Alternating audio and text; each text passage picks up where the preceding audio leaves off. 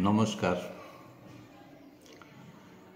আজ বছরের দ্বিতীয় দিন, তাই প্রথমেই আমি আপনাদের সকলকে শুভ নববর্ষের শুভেচ্ছা জানাই।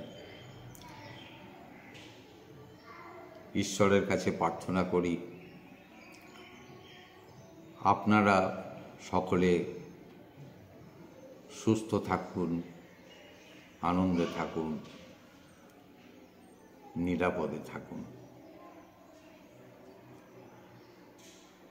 আজকে আমি এই অনুষ্ঠানে আসতে পেরেছি কারণ একটু সময় পেয়েছি।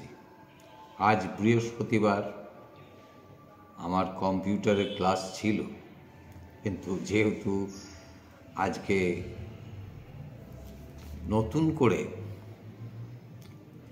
ছাত্রছাত্রীদের অ্যাডমিশনের কাজ চলছে, সমস্ত দিদিমণিরা সেই নতুন অ্যাডমিশন বা রিঅ্যাডমিশন নিয়ে ব্যস্ত আছেন।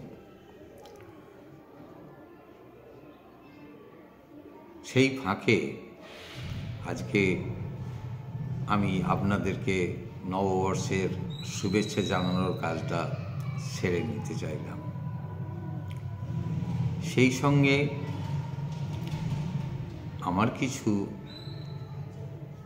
রিয়েলাইজেশনের কথাও আপনাদের সামনে তুলে ধরব।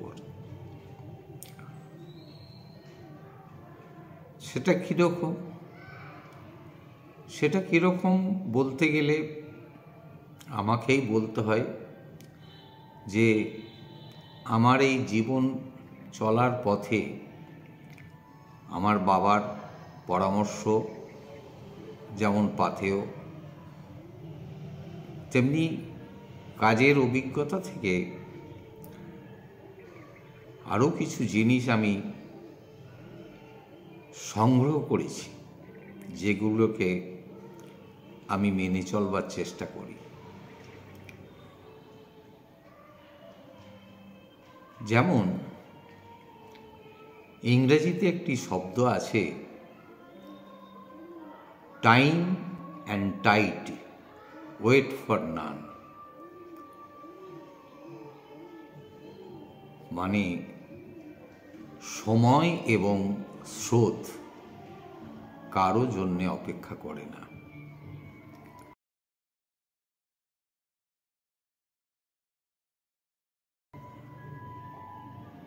তাই আমরা যখন বড় হই, প্রত্যেকটা দিনকে ওই টাইম অ্যান্ড টাইডের সঙ্গে মানিয়ে নিয়ে আমাদেরকেও এগোবার চেষ্টা করতে হবে এবং বড় হবার চেষ্টা করতে হবে। নিজের বড় হওয়ার স্বপ্নকে নিজের ভেতরে সেট করতে হবে, নাহলে কিন্তু পিছিয়ে পড়তে হবে।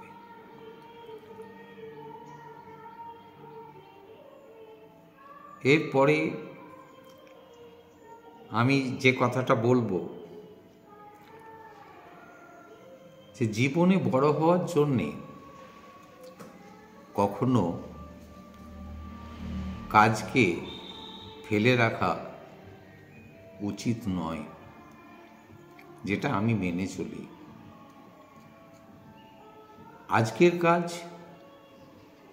আজকেই করতে হবে, কারণ আগামী দিনের কাজগুলো তাহলে মার খাবে না, নাহলে কাজের চাপ বেড়ে যাবে, সমাপ্ত করা যাবে না।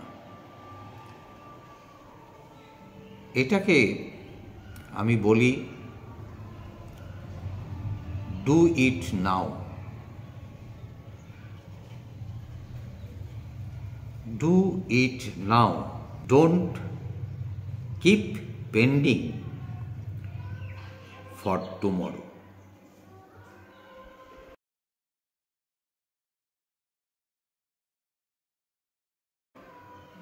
Do it now, don't keep pending for tomorrow.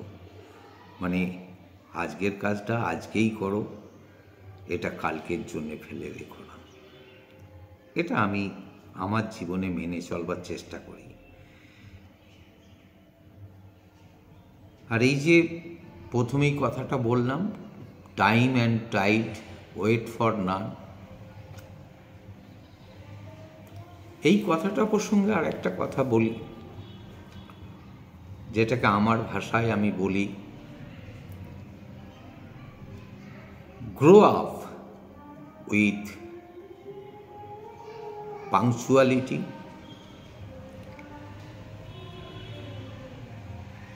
efficiency, personality, loyalty and honesty.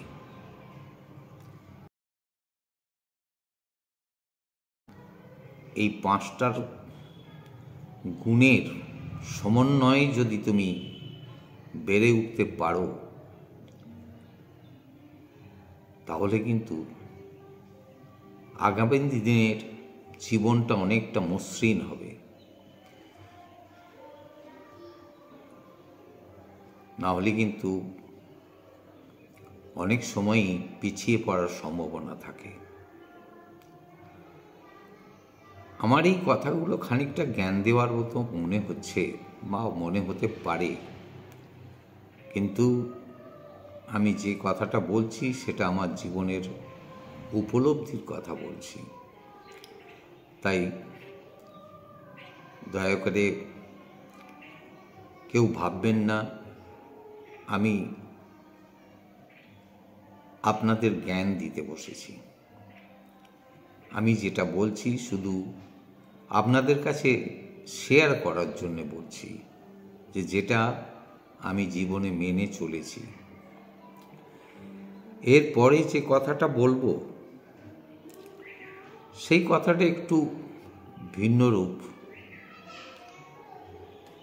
কিন্তু তার সারমর্মটা বুঝলে অবশ্যই আপনাদের মনে হবে যে এটাও জীবনের বড় হওয়ার একটা খুব ভালো উদাহরণ। ইংরেজিতে যাকে বলা হয়, don't count your age by days, count your age by friends. আর একবার বলি, don't count your age by days, count your age by friends.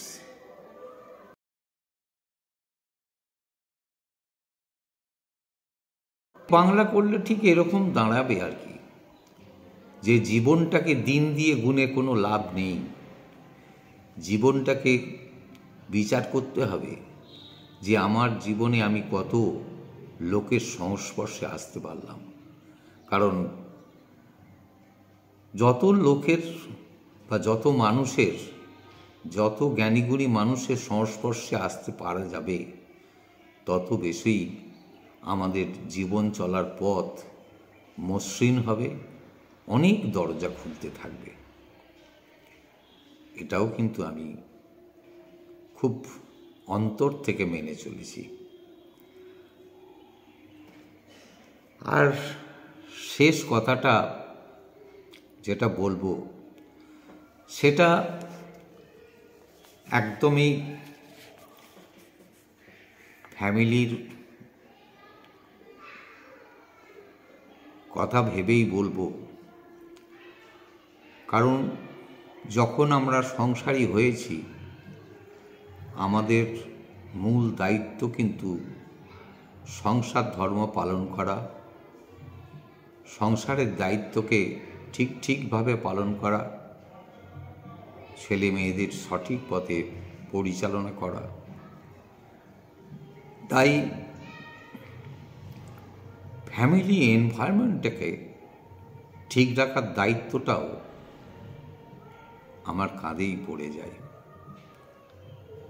তো সেই কথাটা ভেবেই আমি যেটা মেনে চলি, সেটাকে বলতে গেলে এরকমভাবে বলতে হবে যে keep aside your practice, keep aside your practice that hamper your family environment. Keep aside your practice that hamper your family environment.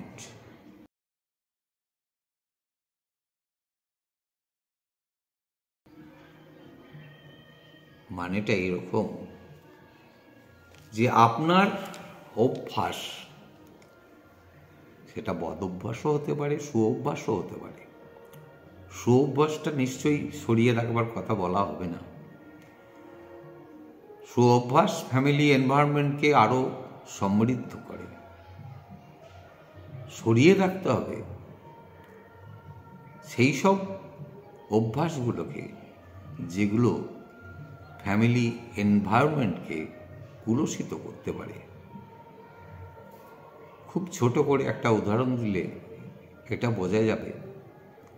সংসার ধর্ম পালন করতে করতে যখন সংসারে বাচ্চা আসবে, আমার যদি অভ্যাস থাকে স্মোক করার, ধূমপান করার, কিংবা আমার যদি অভ্যাস থাকে ড্রিঙ্ক করার, তাহলে আমি অবশ্যই আমার ছেলে মেয়েদের সামনে ওটা করব না। ওটাকেই আমি দূরে সরিয়ে রাখার কথা বলছি। ফ্যামিলি এনভায়রনমেন্টকে ঠিক রাখতে গেলে আমার ব্যক্তিগত যে বদভ্যাসগুলো আছে সেইগুলোকে কিন্তু একটু দূরে সরিয়ে রাখতে হবে। আমি ছেড়ে দিতে বলছি না, আপনি শুধু চেষ্টা করুন যেন সেই বদভ্যাসগুলো, মানে ধূমপান করলেও ছেলে মেয়ের সামনে খাবেন না, মদ্যপান করলেও সেটা ছেলে মেয়ের সামনে খাবেন না, বা কোনো দিন যেন তারা বুঝতে না পারে যে আমার বাবা ধূমপান করেন কি মদ্যপান করেন। আবার একবার বলছি, দর্শক বন্ধুরা, আমার এই কথাগুলোকে আপনারা কখনোই আমার উপদেশ, মানে আপনাদেরকে আমি উপদেশ দিচ্ছি এরকমভাবে নেবেন না। শুধু আমার উপলব্ধির কথা বললাম, আপনাদের সঙ্গে শেয়ার করলাম। আপনাদের যদি ভালো লাগে তাহলে আমি কৃতজ্ঞ হব। নমস্কার।